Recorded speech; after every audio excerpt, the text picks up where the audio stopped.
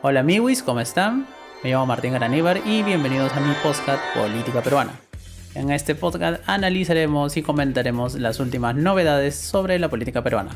Sin más que agregar, empezamos. En el episodio de hoy vamos a hablar sobre cómo nos robaron la democracia, en qué momento perdimos la democracia, en qué momento se murió la democracia y cosas como esas, ¿no? Porque, a día de hoy nadie puede estar dudando de que efectivamente no vivimos en un régimen democrático, de que vivimos en un régimen autoritario y que cada día da pasos que evidencian que hay una transición bien brava y bien pendeja entre democracia, autoritarismo y quién sabe puede terminar esta vaina en dictadura. Entonces, ¿cómo llegamos a esto? ¿Hay un único responsable? Spoiler, la respuesta es no, y esto ya es un proceso que viene de hace un culo de tiempo, por lo menos desde hace 7-8 años, ¿no? Porque esto todo viene desde el 2016 que se agravó todo. Eso sí, nuestro periodo democrático es el segundo periodo democrático más largo de la historia, solamente superado por lo que en su momento se dominó la República Aristocrática, que duró 24 años, mientras que nuestra democracia endeble duró 22 años. Así que sin más que agregar, empezamos. Como les decía en un inicio, obviamente este RIP a la democracia peruana ya fue confirmado no solamente por fuentes internas, sino también por fuentes externas. Por ejemplo, la nueva inteligencia de la revista The Economist, que no tiene nada de comunista ni nada por el estilo, ya degradó nuestra democracia débil para el culo a un régimen híbrido, ¿no? Que es como le llaman los autoritarismos. Ya el último paso es ser dictadura, ¿no? Como Nicaragua, Venezuela, El Salvador, que estamos cada vez más cerca de El Salvador que a Nicaragua o Venezuela, ¿no? Lo más curioso, lo que siempre me llama la atención, es que todo el mundo que juraba que con Castillo íbamos a terminar en una dictadura, al final no pasó así, pues. Porque, el man fue obviamente super monce, trató de hacer un golpe de estado y toda esta weá. Pero al final no le funcionó, pues. Es más, su disque golpe del estado duró en realidad 2 horas, ¿no? Entonces es como que al final lo arrestaron, todo eso. Pero lo que vino después, que eso sí hay que recalcarlo, ha tenido un origen democrático, porque Dina Boluarte, nos gusta o no, es sucesora constitucional de Castillo, entonces toda esa vaina como que hasta ahí chévere, ¿no? Lo que vino después obviamente fue la degeneración rápida y ya el punto final, la estocada final al ataúd de la democracia peruana, ¿no? Porque eso hay que tenerlo súper claro. Entonces, ya obviamente todo eso viene de mucho antes, como les decía, del 2016, porque en el 2016 recordemos ya la segunda vuelta, PPK, Keiko pierde, denuncia huevadas, que le robaron la elección, obviamente nadie le hizo caso, no hizo el chongo que hizo 5 años después, pero obviamente ahí empezó la labor obstruccionista del Congreso, el joder a PPK, por ejemplo, que lo forzaron a su renuncia, después entró Vizcarra, de que primero se cerró el Congreso, después de la vacancia de Vizcarra, y después de que vino Merino, lo que pasó, las elecciones 2021, el tema ya del fraude, que no hubo fraude, y la pataleta otra vez de Keiko, y de nuevo ya todo el chongo de Castillo y todo lo que pasó, ¿no? Pero obviamente acá hay que ver un tema muy importante porque desde el 2016 se maneja este tema del discurso, ¿no? Obviamente el tema del discurso es muy poderoso. El tema del discurso de que es democracia versus autoritarismo, democracia versus comunismo, ¿no? Desarrollo versus comunismo. Entonces se ha creado toda esta narrativa así media rara en la que obviamente todo lo que es zurdo, comunista o whatever o algo similar obviamente se ve o se percibe como si fuera enemigo del Estado, ¿no? El enemigo de la sociedad y el Estado. Y es lo que se ha visto ahora último, ¿no? O sea, cuando la gente salió a marchar, por ejemplo, todas estas personas que salen a marchar, todos estos ciudadanos que salen a manifestarse políticamente, que pueden estar errados o no, que uno puede estar a favor de ellos o no, pero eso no implica de que les metan bala, ¿no? Obviamente, si hay revoltosos o hay gente que incendia propiedad pública o privada, pues esas personas tienen que ser detenidas, pero no le metes bala, pues causa. O sea, no te pases de pendejo ni de verga. Nada justifica que haya más de 65 muertos en lo que va del régimen, o sea, en estos dos tirando ya para 3 meses casi de régimen, pero nada justifica el número de muertos, ¿no? Es injustificable, se vea por donde se vea, y eso se tiene que dejar muy claro, ¿no? Entonces, cuando hablamos de que el Perú, por ejemplo, ya no es una democracia, hablamos de eso, ¿no? Del alto número de víctimas que existe actualmente, ¿no? Eso es número uno. Número dos es el estigma y digamos la negación de derechos fundamentales y de garantías constitucionales básicas y garantías procesales mínimas que debería tener cualquier democracia, ¿no? En cualquier democracia, por ejemplo, si a ti te detienen o te acusan de algo, pues hay una presunción básica de todo, ¿no? Que uno es inocente hasta que se demuestre lo contrario. Obviamente la chamba de la fiscalía es demostrar de que tú eres culpable, pero no como dice ahora la fiscal de la nación, de que uno es culpable hasta que se demuestre lo contrario. O sea, en vez de que el Ministerio Público, que es el titular de la acción penal, o sea, quien tiene la carga de la prueba, quien tiene que probar que una persona es culpable, ahora no. Ahora, uno tiene que demostrar que es inocente. O sea, si el Ministerio Público, la Fiscalía, que son sinónimos, te acusa de algo, estás cagado. Eres automáticamente culpable. O sea, ¿para qué queremos un juicio? ¿Para qué queremos un poder judicial? Si el Ministerio Público te acusa, estás jodido. Tienes que demostrar que eres inocente. Eso en ninguna democracia del mundo funciona. Así no son las normas. Así no actúa el Estado de Derecho ni las leyes. Las leyes están hechas para castigar algún tipo de conducta o actividad que la sociedad y el Estado consideren que son ilícitas, ¿no? O sea, que atentan contra un bien común, ¿no? Contra un ideal, digamos, de paz social, de tranquilidad pública, etcétera, etcétera, ¿no? O sea, todos estamos de acuerdo que si uno se quiere salir a marchar y manifestarse, chill, no pasa nada, sale, toma su plaza, ¿no? Sale por la calle, pasea, sus cartelitos, ¿no? Arriba fulano o abajo fulano, y ya está, se va. Entonces, eso es número uno. Número dos es ya. Si en ese contexto se produce, no sé, toma de rehenes, destrucción o quema de locales públicos o privados, ahí sí la policía interviene. Pero no vas a dispersar toda una manifestación, pues para eso, en teoría, y obviamente hablo en teoría, la policía debería tener inteligencia, ¿no? Inteligencia policial, identificar a los revoltosos, por así decirlo, y detener a estas personas, ¿no? Infraganti.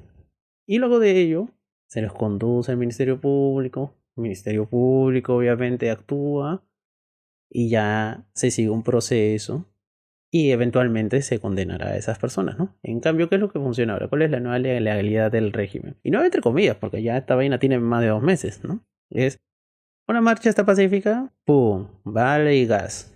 Después de eso, detienen a cualquier huevo.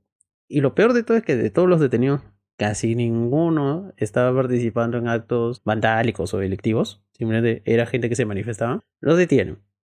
Una vez detenido, no les dan acceso a su defensa legal. O sea, digamos, los detenidos y todo detenido tiene derecho a ser asistido, o sea, estar acompañado por un abogado de su libre elección.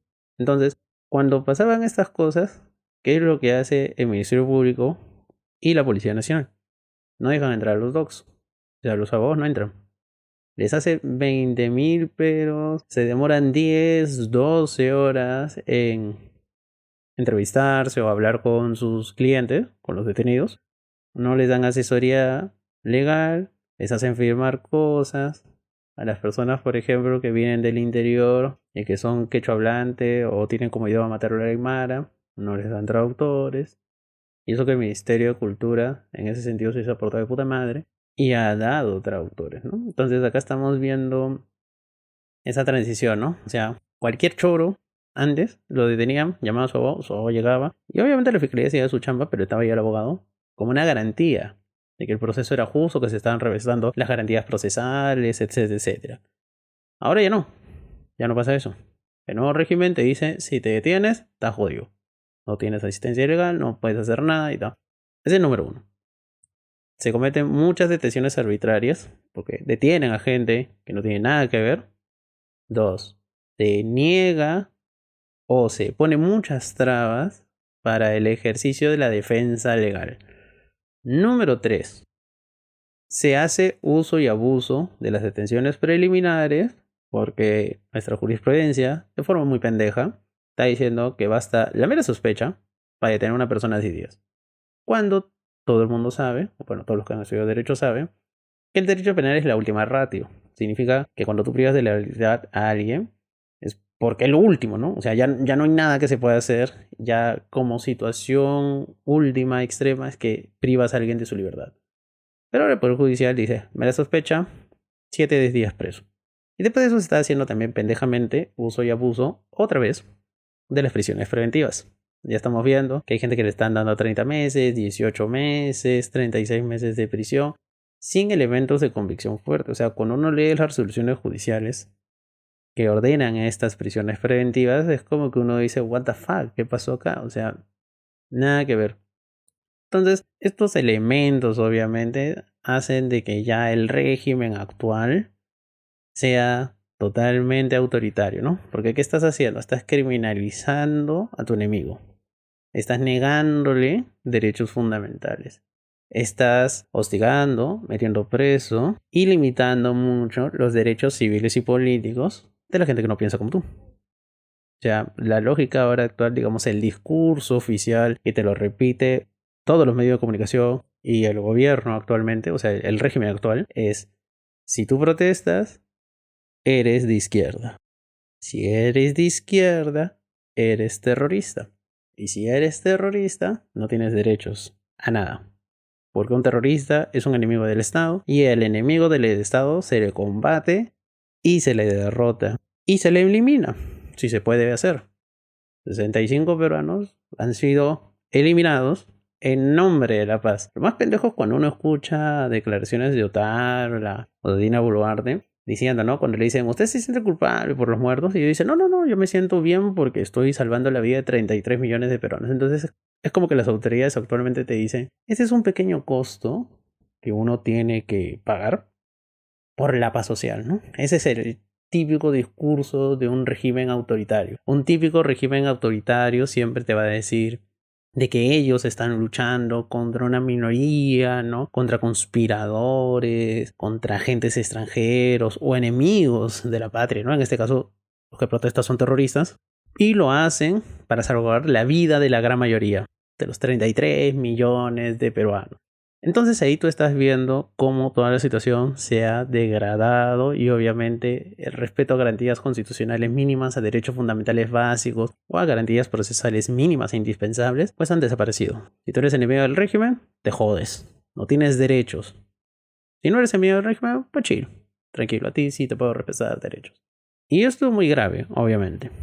Esto ya te da cuenta de que este sistema actual no es democrático. Porque tú estás viendo que en vez de solucionar las cosas, las agrava.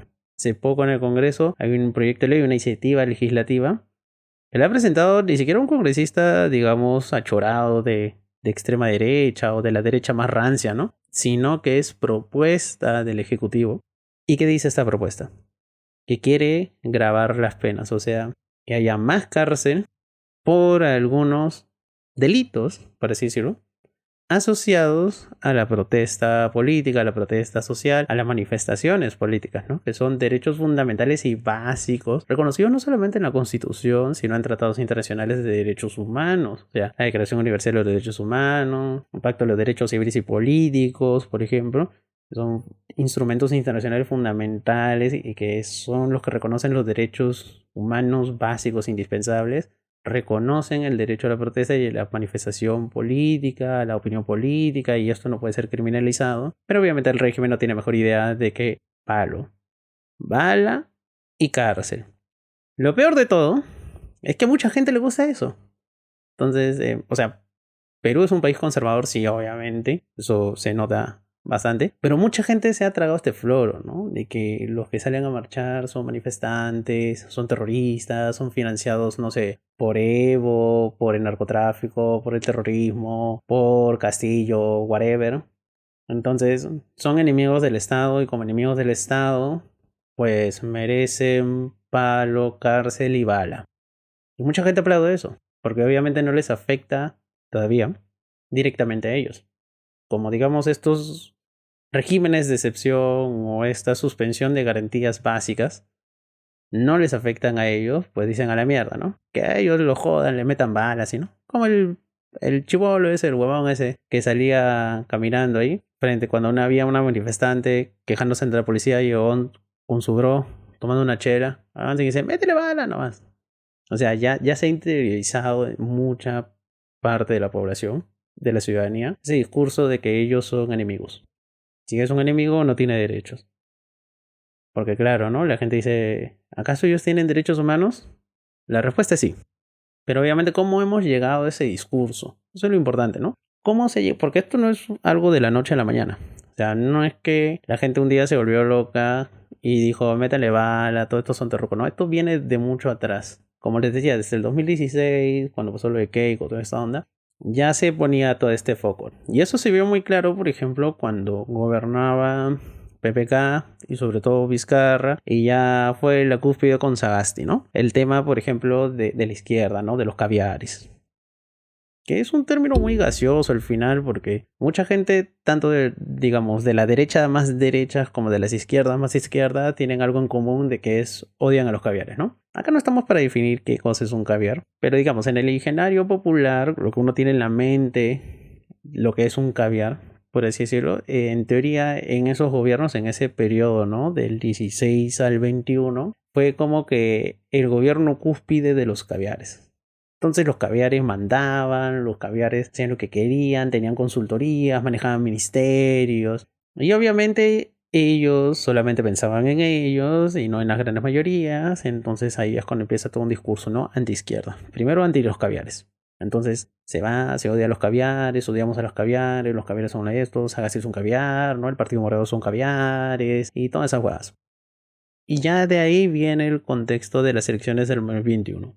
Entonces, durante todo ese periodo de incubación, digamos de 5 años, se daba ese discurso, ¿no? De que la izquierda, los caviares, ¿no? Porque, para empezar, para nuestros amiguis de derechas y de bien a la extrema derecha, etcétera, etcétera, caviar, izquierda, socialista, progresista, comunista, todos son iguales, son la misma mierda. En realidad tienen un montón de diferencias entre cada uno de ellos, pero para nuestros amiguis más a las derechas, pues toda esta gente es lo mismo, son la misma mierda. Y todos son sinónimos de terroristas. O sea, toda esa gente son terrucos. Y como son terrucos, merecen la muerte. Entonces al inicio digamos, este era un discurso muy residual, ¿no? Algo muy, muy propio de las extremas derechas. Pero poco a poco fue empezando a calar en la población, ¿no? La gente empezó a creerse eso. Y digo gente en general. Era un discurso que asustó bastante. Antes era como que el discurso de un loco calato y ahora vas a la calle y preguntas y te dicen es un discurso ya homogénico, ¿no? Es un discurso ya hegemónico. Ya es un discurso que ha calado bastante en muchos sectores y segmentos de la población. Entonces, obviamente, este discurso antiizquierda hace de que ciertos actores políticos tengan legitimidad y otros actores políticos no. Por ejemplo, en muchos grupos de derechas se sigue hablando de que en las elecciones generales del 2021 hubo fraude. Por un momento imaginemos de que esa tesis es verdad, de que hubo fraude. ¿Ya? Alucinemos que hubo fraude. Entonces, si hubo fraude, se debería anular todas las elecciones. Si hubo fraude tanto en la primera como en la segunda vuelta, porque el floro de los amigos de extrema derecha es que hubo fraude de parte de gente caviar del jurado y de la RENIEC para que pase primero Castillo y en segundo lugar para que gane Castillo. Entonces, digamos, si esa tesis fuera de verdad, pues todo el proceso electoral sería nulo. Y si todo el proceso electoral es nulo, eso significa que la elección tanto del presidente como de los congresistas es nula. Pero aquí viene el chongo. La gente de extrema derecha solamente cuestiona, uno, la elección de Castillo y dos, la elección de los congresistas de izquierdas, ¿no? De los bloques de izquierda. Entonces, cuando tú le dices, oye man, ya, imagínate o asumamos de que tu tesis es cierta, es fraude. Entonces deberíamos cerrar el Congreso, pues, porque todos fueron elegidos con fraude. Y la gente dice, no, no, no, no, no, no, no, no. ¿Cómo vas a cerrar el Congreso y tú? Pero hermano, si tú estás sosteniendo, afirmando y diciendo de que las elecciones del 2021 fueron fraudulentas y hubo un fraude, obviamente para favorecer a la izquierda. Entonces la gente diría, bueno, si hubo fraude, se anula todas las elecciones, o todo el proceso electoral es nulo. Pero no. Hubo fraude solamente para la gente izquierda. La gente de derechas que sacó sus votos, está bien. Obviamente eso no tiene ni pies ni cabeza. Eso es más que lógico, ¿no? Si hubo un fraude electoral, si es que hubiera habido un fraude electoral, pues se habría anulado todas las elecciones. Para empezar, no hubo fraude, eso ya está recontrademostrado, o sea, está tan demostrado que la misma comisión del Congreso, que fue dirigida por viejos lesbianos, por ejemplo, como Montoya o Cueto, no encontró ninguna evidencia sólida de fraude. Y eso que los manes se pasaron medio año investigando, gastaron 400.000 soles, si no me equivoco. Y su gran conclusión es que no hay pruebas. Hay sospechas e indicios muy vagos, pero no se puede afirmar al 100% que hubo fraude. Entonces por la hueva se han protestado, obviamente. Y por la hueva se hicieron esa comisión para gastarse plata. Entonces acá estamos viendo una parte de cómo ha evolucionado, ¿no? Ese discurso antiizquierda, ¿no? Entonces se cuestiona la legitimidad solamente de las autoridades de izquierda. Si tú eres una autoridad de derecha o eres representante de un partido de derecho, nadie va a cuestionar tu legitimidad ni tu autoridad. Pero si eres de izquierda, hubo fraude. No puede salir alguien de izquierda. Y eso se va legitimando cada día más, ya hasta llegar a los niveles ya casi enfermizos con los que estamos ahora, ¿no? De que la gente, cuando ve estas detenciones preliminares o estas prisiones preventivas, la gente aplaude. Dice, sí, es que ellos no son santos, son rojos. Y los rojos son terroristas. Y mira lo que están haciendo. Están quemando cosas, ¿no? Están destruyendo propiedad pública y privada. Están atentando contra el país, contra el desarrollo, la paz social. Entonces, cárcel. Y mejor bala, ¿no? Pero si no se puede bala, por lo menos cárcel. Y eso está mal, brother, obviamente. Entonces, ha habido toda esa degradación del discurso, sobre todo con representantes de las izquierdas en el Perú. Si tú eres un representante de las izquierdas, como decías desde el inicio, rojo, igual, terruco, igual, no tienes derechos, igual te meto bala o te meto preso. Entonces, eso es una combinación muy peligrosa. Y eso ya lo hemos llevado a unos niveles ya alucinantes y kafkianos, por así decirlo, de que estamos cuestionando cuestiones básicas. Presunción de inocencia, asistencia legal, jurídica a detenidos, uso y abuso de prisiones o detenciones preliminares. O sea que la gente la envías a la cárcel. Entonces, obviamente, esa calidad de democracia que nos queda ya se fue al carajo, porque obviamente si no respetas estas garantías constitucionales, legales, procesales básicas y mínimas, obviamente no das seguridad jurídica.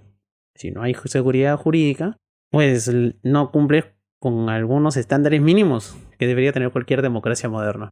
Entonces, eso obviamente hace que nos hayan degradado, que la democracia peruana se vive de la mierda. Y este es un proceso continuo, que lo más rochoso ya se vio desde 2021 en adelante, ¿no? Finales de 2020 en adelante. Porque cuando pasó lo de Merino, que entró Sagasti, empezó toda esta onda, ¿no?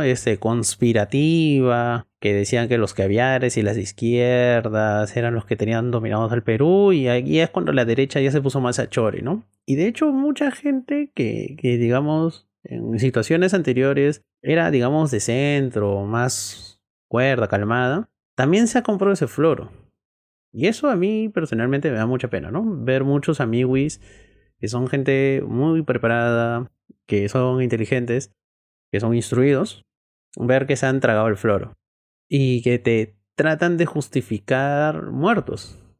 Por ejemplo, cuando pasó lo de Ayacucho, todo el mundo decía, no, es que trataron de tomar el aeropuerto y en ningún país del mundo dejan tomar un aeropuerto sin que te respondan con armas. Mucha gente dijo eso. Al final, después se demostró de que, bueno, en Estados Unidos sí lo harían, pero en el resto del mundo, como que cuando tratan de tomar un aeropuerto, no matan a las personas. Los detienen sí, arrestan sí, los muelen a golpe también, pero no le responden a balazos. Y no te hablo de tomas así pacíficas, tipo la de Greenpeace, o esto es Friday for Future, esas huevas, no, te hablo de tomas violentas. Por ejemplo, pasó en Bolivia, pasó en España, también ha pasado en Reino Unido y pasó también en Alemania. Y en ninguno de esos países metieron bala. Arrestaron un montón de gente, sí, pero ningún muerto. Perú, sí, obviamente. Entonces, el primer floro para estos casos fue de que esta gente trató de tomar el aeropuerto. Después, cuando salieron las investigaciones y de los 10 muertos en Ayacucho, 6 no tenían nada que ver con las protestas. Es más, ni siquiera cuando fallecieron estaban cerca del aeropuerto. Entonces ya, cambió el floro. Entonces no es que trataran de tomar el aeropuerto, sino de que eran revoltosos, ¿no? De que eran manifestantes, de que estaban haciendo desórdenes públicos, caos, y obviamente la policía y el ejército tienen que poner la ley y el orden a punta de balazos. Ese es un floro, o digamos un pensamiento que mucha gente en Perú aprueba. La mano dura como sea. Metes bala a la mierda, nomás ya da igual. Obviamente eso después tiene unas consecuencias muy graves, pero en ese momento a la gente le importa una mierda. Eso fue uno, ¿no? Entonces después no son revueltos. Después se demostró que 6 de 10 no tenía nada que ver con la protesta. Además, ni siquiera se estaban manifestando. Ni siquiera eran manifestantes, o sea, habían ido a marchar. Ya el último floro es que, digamos, eran como que no fueron muertos por el ejército o la policía, sino que los manifestantes lo mataron. Ya cuando salieron las autopsias, y en eso sí, la fiscalía ha tenido mucho roche. O sea, al inicio no querían sacar los certificados de necropsia, pero ha habido tanta presión que al final se han visto forzados a sacar los certificados de necropsia. Y ahí se indica claramente que fueron víctimas o que la causa de fallecimiento fue un PAF, proyectil de arma de fuego. Y todavía te ponen los calibres. Calibre de uso militar. Entonces ya no se podía justificar por ningún momento. Obviamente hay el gran grupo, digamos, de esta la gente ya más de derechas, que son los que están en negación, ¿no? O sea, ante las pruebas evidentes y contundentes de que 6 de los 10 fallecidos, ya, 6 de los 10, el 60% de los fallecidos, por ejemplo, en este caso específico que es de Ayacucho, no tenían nada que ver con la protesta, ni siquiera estaban cerca del aeropuerto. Además, es gente que los mataron porque les dio la puta gana a los que dispararon o a los que dieron la orden de disparo. Y es como que esta gente ya está en negación, ¿no? Ante digamos, unas pruebas claras y contundentes de que esto fue literalmente una masacre, esta gente dice no, invento de la izquierda, invento de las ONG caviares, lo que quieren hacer es que desprestigiar a las Fuerzas Armadas, son enemigos de las Fuerzas Armadas, ¿no? Y del Perú, bla, bla, bla. Entonces ya es la gente que entra a un punto de negación muy necio, muy rochoso, ¿no? Entonces ya cuando llegas a ese punto de negación, que esta es la evolución de un discurso, de una narrativa oficial, que ha ido evolucionando, como ya lo estaba diciendo hace un rato, que ha ido evolucionando hasta ya negarle la calidad humana a los que son considerados de izquierdas o revoltosos. Porque, digamos, si uno es de la Sierra Sur y no se manifiesta de política, no hace manifestaciones, no opina nada y simplemente trabaja ahí, como que es un buen peruano. Si sale a manifestarse políticamente, es un mal peruano, posiblemente sea rojo y definitivamente esté rojo. Y a ellos, bala o cárcel. Entonces ya estamos viendo esta degradación de ese discurso, cómo va bajando cada vez nuestros estándares democráticos y de defensa de derechos humanos básicos. Entonces ya se justifica el tema de que metas bala, de que no metas preso. Y después cuando se descubren abusos, es que no puede ser, ¿no? Son enemigos de las Fuerzas Armadas, son enemigos de la patria. Las personas me refiero a las que hacen las denuncias. Son caviares, son ONGs internacionales, son globalistas, son terroristas también, pero del extranjero. Y obviamente lo que ellos quieren es desprestigiar a las Fuerzas Armadas, son enemigos de las Fuerzas Armadas. Y digamos, si uno denuncia estos casos concretos, específicos, o sea, son denuncias puntuales, no es que sea un enemigo de las Fuerzas Armadas, es que estás denunciando un uso ilegal de la fuerza, estás denunciando asesinatos y estás denunciando crímenes de Estado. Porque si tú dejas que las Fuerzas Armadas hagan esto ahora con ese grupo de la población, pues estás dando carta blanca a que las Fuerzas Armadas sean juez y parte y decidan quién vive y quién muere y quién tiene derecho a manifestarse y a no manifestarse. Y eso obviamente nos va a llevar a un escenario muy peligroso en el que actualmente las Fuerzas Armadas tienen voz y una voz muy importante y una voz muy cantante dentro de la política nacional. Cuando en teoría, y recalco el en teoría, las Fuerzas Armadas deberían ser neutrales, apolíticas, pero no. Ahora tienen una voz cantante, tiene mucho peso en las decisiones gubernamentales y literalmente están decidiendo quién vive y quién muere. Porque muchas de las víctimas son víctimas de las Fuerzas Armadas y otro grupo importante son víctimas de la policía. Y la policía ahí también se ha vuelto un actor político. Ellos ya hasta deciden quién tiene derecho a manifestarse y quién no. Si tú eres de derechas y te sales a manifestar, te abren la plaza, te dan resguardo, se toman fotos contigo, chévere, y ya está. Si eres de izquierda, te cierran la plaza, te gasean, te matan. Entonces, obviamente, uno puede estar a favor o en contra de las políticas de izquierda o que alguien sea de izquierda. Eso es decisión de cada uno. Pero en lo que no podemos estar, digamos, en contra es que los que se autoconsideren de izquierda deseen salir a manifestarse, a expresar su opinión política y a participar activamente en política. Eso es algo que no se puede permitir. Obviamente, prohibir eso a una persona solamente porque sea de izquierda, pues es algo que atenta contra la democracia. La democracia implica pluralismo político. Eso significa que aceptas a gente que no piense como tú.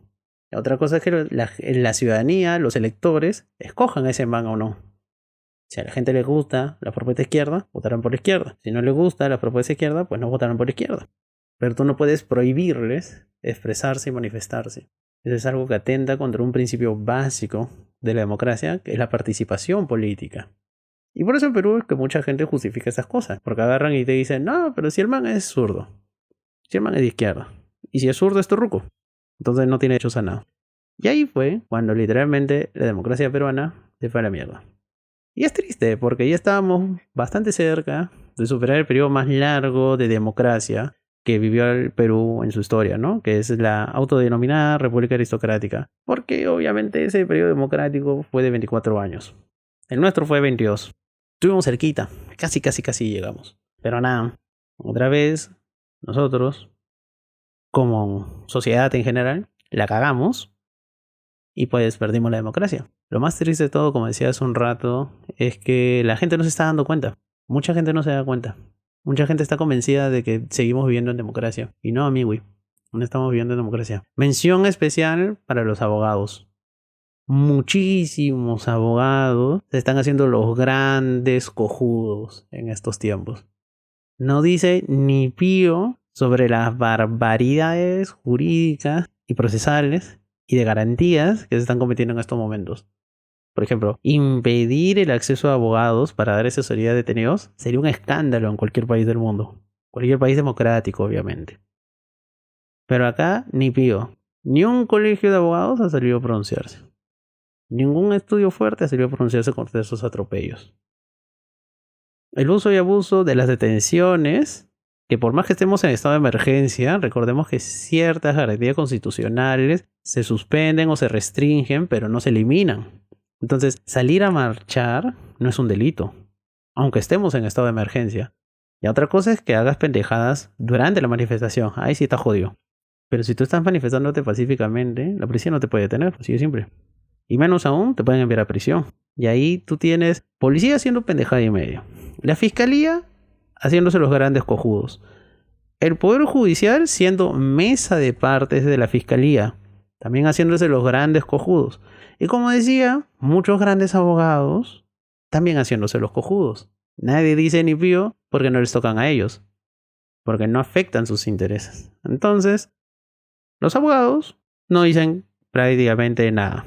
Nada, o sea, andan quejando. Salvo unos cuantos abogados o los más ligados a derechos humanos, no ONGs, esta gente sí, desde el primer día han puesto el grito en el cielo. Pero digamos, los grandes referentes del derecho en el Perú no dicen ni mierda. Y eso es una vergüenza para la profesión y para los abogados en general. Por eso yo me he robado una frase de una amiga que dice: estudié derecho, pero deslindo de los abogados. Y nada, este ha sido el episodio de hoy en el que hemos tratado de reflexionar y ver cómo así perdimos la democracia. La democracia se nos fue a la mierda. Como decía en la descripción del podcast, no es que sea la culpa de una persona, ¿no? Ya son muchos factores. Por ejemplo, el golpe de Castillo, el 7 de diciembre, ya fue el último clavo en el ataúd de la democracia. Ya fue lo último, ¿no? Ya veníamos degradando la democracia desde hace mucho tiempo por el discurso. Recuerden, ese discurso, esa narrativa anti-izquierda, anti-participación política, ¿no? De que prácticamente el Perú se debería ser un país hegemónico políticamente, ¿no? De que solamente las derechas tienen derecho a gobernar y lo que esté para la izquierda, como que fuera. Entonces, eso es una degradación de la democracia y eso ya lo hemos llevado a unos niveles tan extremos de que ahora, por ejemplo, se anda acosando políticos de oposición, se interviene en locales de partidos políticos de oposición, izquierda, se interviene y se arresta a dirigentes sociales de izquierda Para la gente está bien. Para un buen sector de la población está bien. Son rojos, son terrucos. Mételos presos, mételes balas. No son humanos. Y eso en una democracia, pues no va. Así no es. Una democracia no puede ser, digamos, de pensamiento único, ¿no? Así actúan las dictaduras. Dictaduras tanto de derecha como de izquierda, ¿no? Pensamiento único. Ideología única, ¿no? Que esté en contra de ese libreto es enemigo del Estado. Y como enemigo del Estado merece la cárcel o la muerte. Así actúan las dictaduras. Y nada, ¿ves? Espero que la gente reflexione. Realmente que reflexionen y vean que nuestra democracia se fue a la mierda. Ya, un proceso muy largo. Pero ahorita no vivimos en democracia. Tampoco estamos en una dictadura. Porque todavía hay ahí algo, ¿no? Pero que estamos en un autoritarismo que cada vez se hace más pendejo. Pues sí, vivimos en un autoritarismo que se hace cada vez más pendejo. Si coloquialmente la gente le quiere decir que es una dictadura, pues yo no voy a ser muy exquisito, ¿no? Académicamente hablando. Decir, no es una dictadura, es un autoritarismo. Chill. Si la gente lo entiende como dictadura y lo siente como dictadura, pues será una dictadura. Yo digo que es autoritarismo. Pero lo que todos coincidimos que no es una democracia. La democracia ya fue, ya murió. Y lo han matado muchas personas. No es culpa de un solo actor. Es un proceso que ya tiene bastante tiempo. Y nosotros como sociedad nos hemos encargado de mandar a la mierda nuestra democracia. Y espero que este podcast les haga reflexionar, amiguis. Que obviamente vean que la situación está complicada. Que se puede poner peor. Y que obviamente una solución a esto sería un adelanto electoral. Y que no se criminalice ni prohíba la participación política de ningún partido político, sean de derechas o de izquierdas. Todos tienen derecho a participar y al final será la ciudadanía con su voto quien decida qué grupo político o qué tendencia política entre en el siguiente congreso o sea el próximo ejecutivo. Y pues nada, amigos, espero que reflexionen, compartan el podcast y espero que les haya gustado y nos vemos para la próxima. Bye bye.